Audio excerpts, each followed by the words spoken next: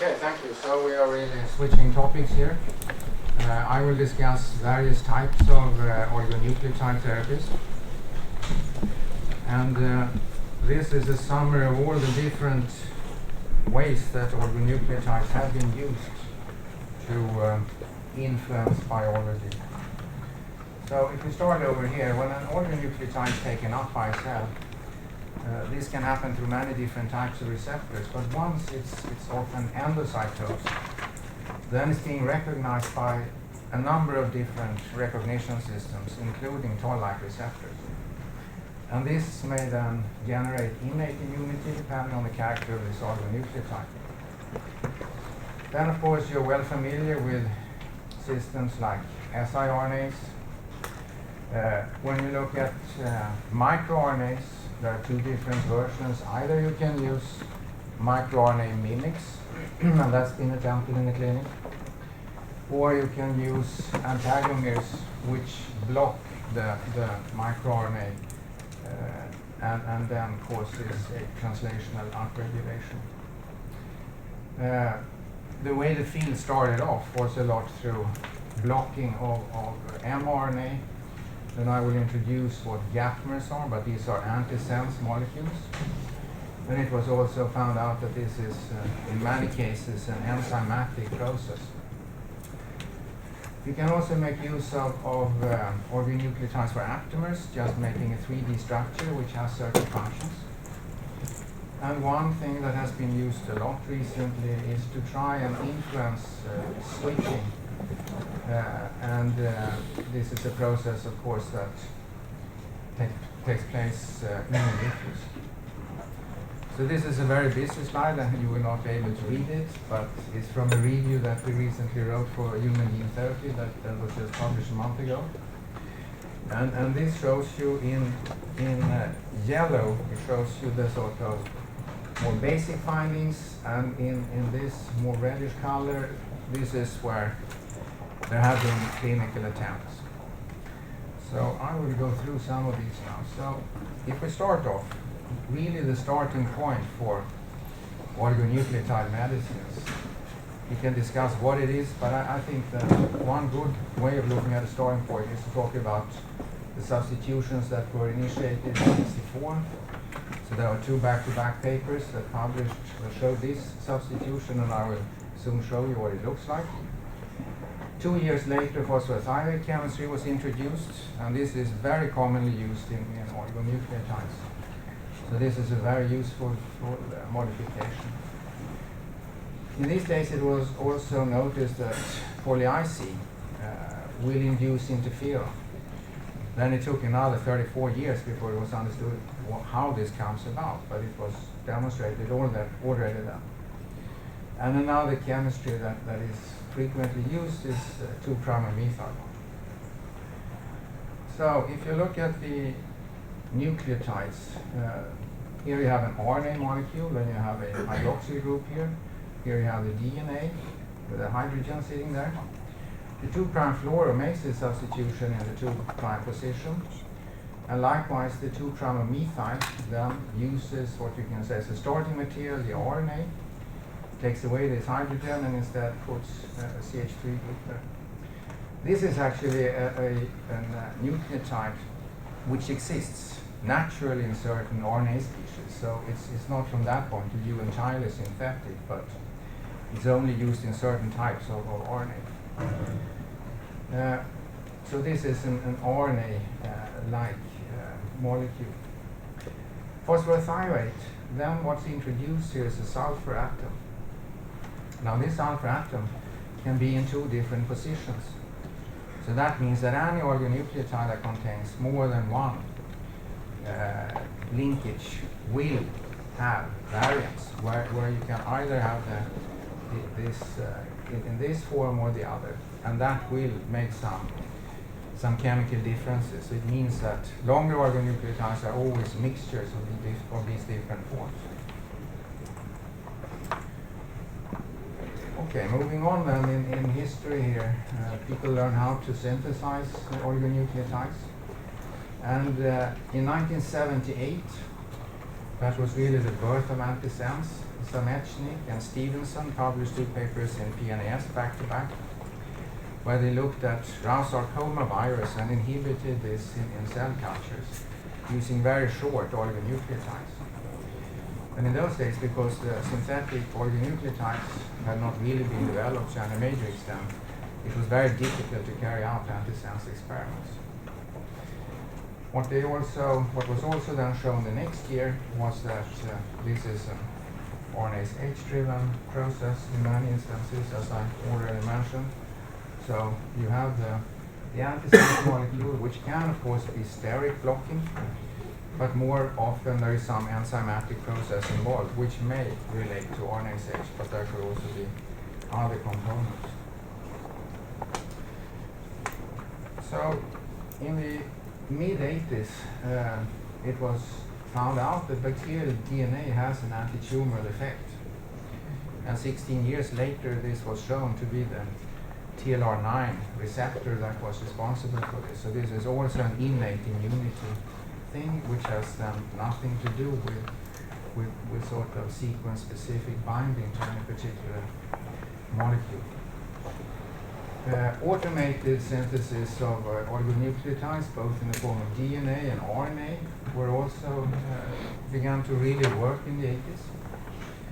And also in the 80s was the identification of triplex-forming oligonucleotides.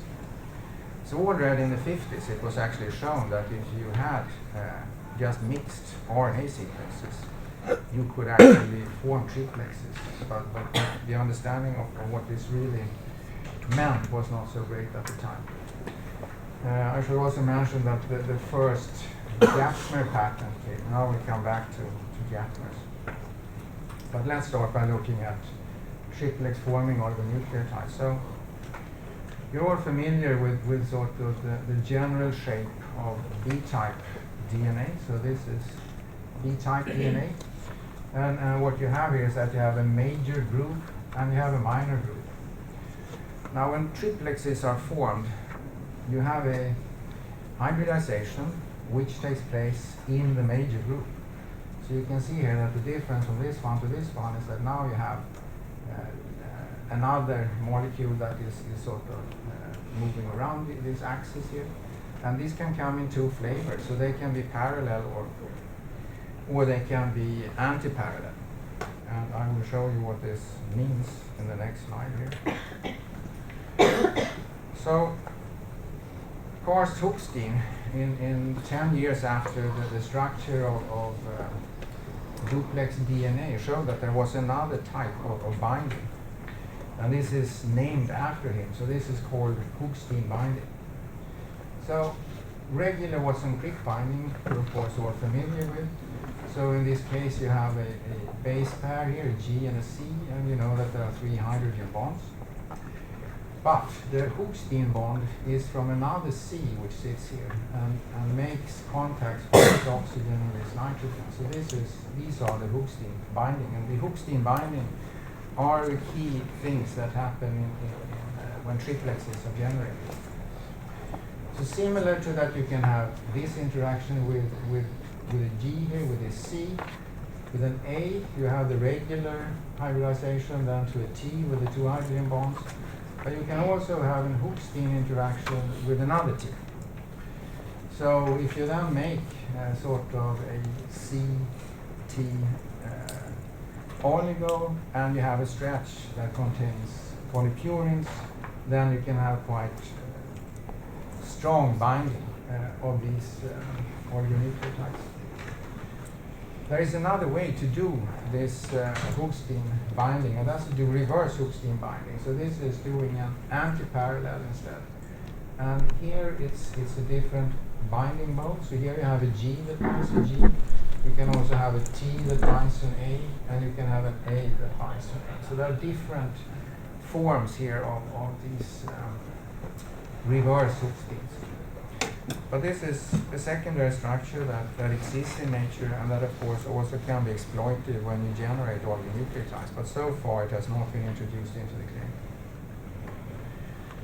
Another form that is easily generated when you have oligonucleotides is that you can form G quadruplexes or G quarters. So this has been known for quite some time. So here you have a G-rich sequence. And G-rich sequences will then end up in these kind of binding modes where you have a combination of Watson-Crick and Hooke's-Dean binding. And these can be quite strong. They are strengthened by having an ion here in the center. So if you have potassium ions in the nucleus, for instance, are quite good for this, sodium also, lithium not at all. And these G quarters can be quite strong structures, quite difficult to get rid of. And they also come in many flavors. So often if you have a stretch like this, it doesn't necessarily always end up in such a defined structure. That could be alternating types of structures that could appear. Okay, so what about then the Gapmers? Well, Gapmers, this is taken from a paper published a few years ago, and the trick with Gapmers is that if you have RNase H degradation, you need to have a DNA and RNA hybrid. Then you will have the degradation. But you can't have any substitution, so it means that you need to have some kind of gap. So here you have a sequence, so the small letters here, 9 of them, this represents the gap, and this is, in this particular case, DNA. Whereas these with capital letters, these are in this case locked nucleic acid, and I will come back to what locked nucleic acid is. So if you want to have an effect where you have an antisense molecule and you want it to work through RNase H, and you want to make it short, and often you want to make oligos short, then what you do is that you increase hybridization strength by adding some kind of chemically modified oligos, which will give you this strong hybridization. But you can't do it in this region where you want the enzymatic process to take place. There you have to have DNA, or there are a few other substitutions. I won't go into that, but you can see here that in this particular study they put in this X for different synthetic nucleotides that they tested, and some are compatible with this, but most are not.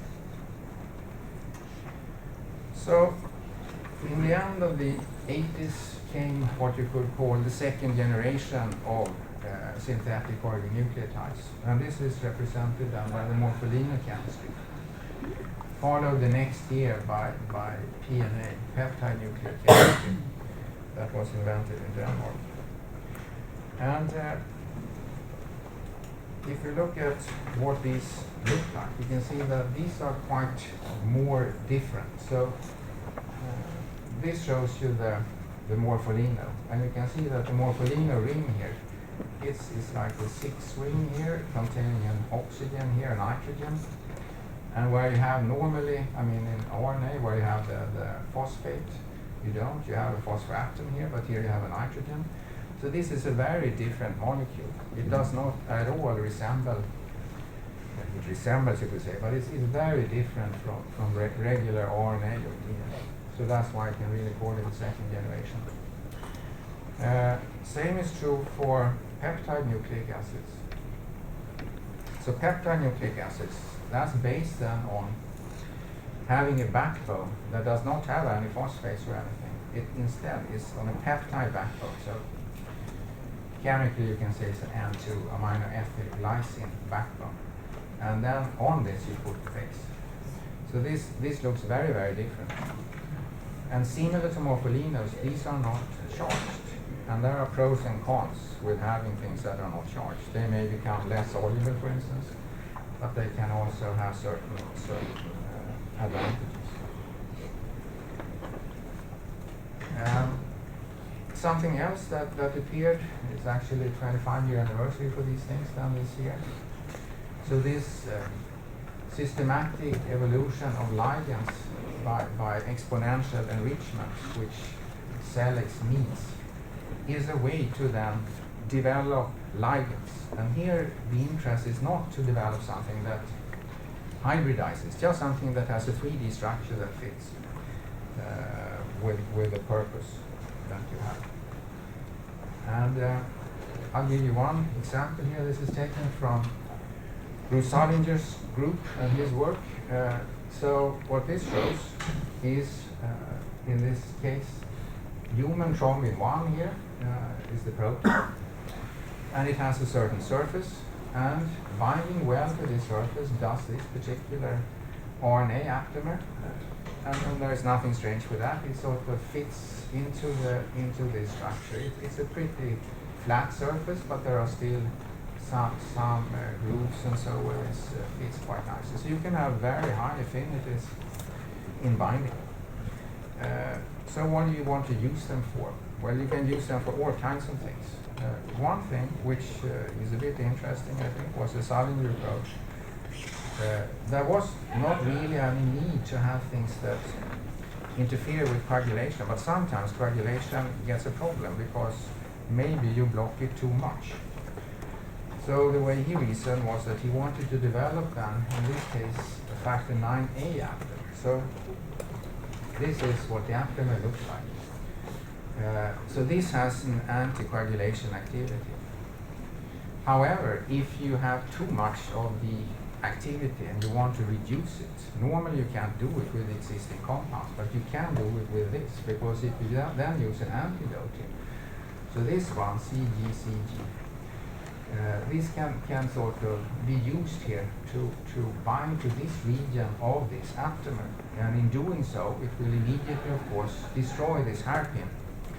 And without the hairpin, it's not active anymore, and you end up with this kind of structure. This was developed quite far, but failed in the end in a phase 3 trial. It was pegulated, and some very few individuals, but like 1 in 1,000, may develop severe reactions to PEG. And this was, in this field, there are a lot of very safe drugs. So that first approach that went into phase 3 trial with several thousand patients, that did not work out because of this very rare side effect. So the Gapmer patent was sort of improved by the ISIS corporation that developed a variant of it and patented that. In 1992, L-ribonucleic acids came about. And what are they? Well, so there is a company, for instance, called Noxon, and this is people working in that company that's written this review. So the principle here is that if a target here is a peptide, so peptides are formed by L-amino acid. So if you then make the same polypeptide with D-amino acids, it will be a mirror image. Then what you do is that you use your CellX technology and you develop them RNA, which is directed against this, and in the RNA world they are normally deformed. So you develop the D-aptamer RNA against this mirror image. But since this is a mirror image and you now develop something with a mirror image, you want to mirror it back again, and that you do by now generating what you can call Spiegelmer's, as one name, mirror image nucleotide. So this is now the L-RNA. The L form doesn't naturally exist, so one advantage with this is that it can easily be. It's much more stable than some of the other. The RNA is of course very easily degradable, but L-RNA is definitely not. It's extremely stable. Also, in 1993 came Richard Coe's work on splice switching. This is used quite a lot. This is based on that when you have a pre-mRNA, the exon definition complex reads and looks at the sequence, and this is extremely complex. It's not possible really to say exactly, to predict well with algorithms how this comes about, but of course a lot is known. There are all kinds of components here.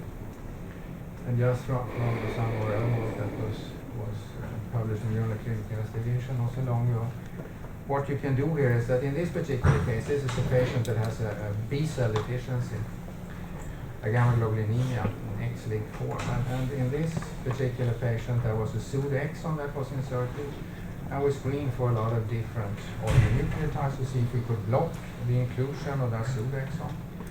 And this is when we generated a transgenic mouse, and I will be talking more about this on Saturday. But what anyway happened was that if we now take and introduce into this back transgenic mouse, the oligonucleotides, we can induce the production of the regular protein. So you can then make the RNA into its natural state, and you can also produce protein. In this case, the most efficient one was morpholinos, but also locked nucleic acids were used. And locked nucleic acids were developed in Japan and in Denmark in the later part of the 80s. And this is the locked nucleic acid has a linkage here between this oxygen and this carbon 4 here. And this, what happens here is that the sugar can wobble between a north and a south conformation, but when you lock it with this linkage here, it can no longer do that, but it more looks like an RNA, and that is what gives it its more stable hybridization properties, because it cannot swap between two different conformations.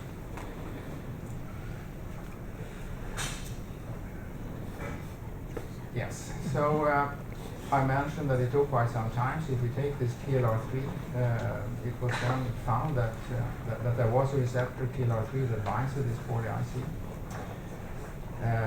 Also, in this time period, we had tricyclic DNA chemistry and the first approved Aptamer. This is what taken from a review here based on this report. So this is what the TLR3 looks like. So you have here two different TLR3s that are combined here, and here you see the double-stranded RNA that it recognizes. Poly-IC looks like a double-stranded RNA, and here you need to have 45 base pairs. So that's why shorter double-stranded RNAs are not being recognized by this receptor. It just doesn't reach the receptor. So, saying something about the tricyclic DNA chemistry, and also, so the tricyclic DNA chemistry is a new chemistry that has been around, but it was recently shown to have very interesting properties in Duchenne muscular dystrophy treated mice, where it actually can go to some extent to the brain, and it had a good effect also in the heart.